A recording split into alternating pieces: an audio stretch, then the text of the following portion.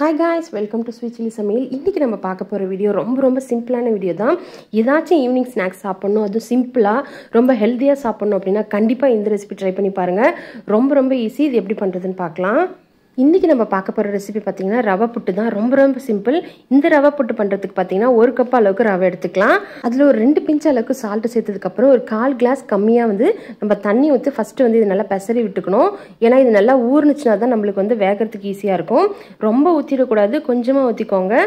Suppose கொஞ்சம் தண்ணி அதிகமானாலும் கொஞ்சம் ஊற அது கொஞ்சம் உதிரி மாதிரி வந்துரும். இது ஒரு 10 நிமிஷம் அப்படியே இருக்கட்டும். இது மிக்ஸ் பண்ணுறதுக்கு தண்ணிக்கு பதிலாக நீங்கள் பால் கூட நீங்கள் சேர்த்து நீங்கள் மிக்ஸ் பண்ணிக்கலாம். ஒரு 10 நிமிஷத்துக்கு அப்புறம் பார்த்தீங்கன்னா இந்த மாதிரி நல்லா உப்பி நல்லா உதிரி மாதிரி வந்திருக்கும். இந்த மாதிரி கிரம்பிளாக இருக்கிறத நல்லா உடச்சி விட்டுக்கோங்க. இப்போ இது கூட ஒரு சில பொருள்லாம் சேர்க்கணும். அந்த பொருள் பார்த்தீங்கன்னா இப்போ நம்ம 1 கப் அளவுக்கு நம்ம ரவை எடுத்துருக்கோம் அப்படின்னா ஒரு 1/4 கப் அளவுக்கு தேங்காய் கரெக்டாக இருக்கும். தேங்காய் சேர்த்ததுக்கப்புறம் இதில் பார்த்தீங்கன்னா சக்கரை ஒரு 2 டேபிள் ஸ்பூன் அளவுக்கு சேர்த்துக்கலாம். உங்களுக்கு எக்ஸ்ட்ரா தேங்காய் சேர்க்கணும் அப்படின்னா வெந்ததுக்கப்புறம் கொஞ்சமாக சேர்த்துக்கலாம்.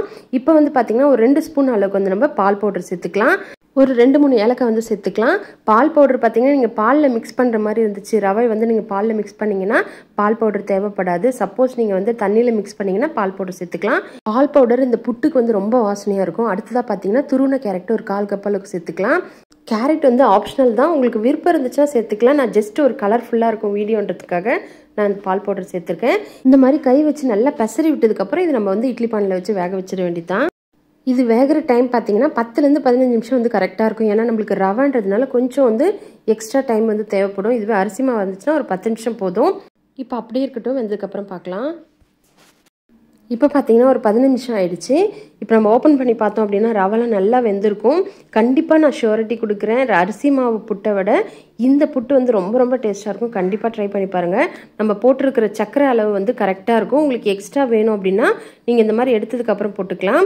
இதை ஒரு பிளேட்டில் ட்ரான்ஸ்ஃபர் பண்ணதுக்கப்புறம் மேலே கொஞ்சமாக தேங்காய் தூவி வேணும்னா நீங்கள் சக்கரை போட்டு தூவி கொடுத்து பாருங்கள். குழந்தைங்களுக்கு ரவைன்றதே தெரியாது. கண்டிப்பாக சூப்பராக இருக்கும்.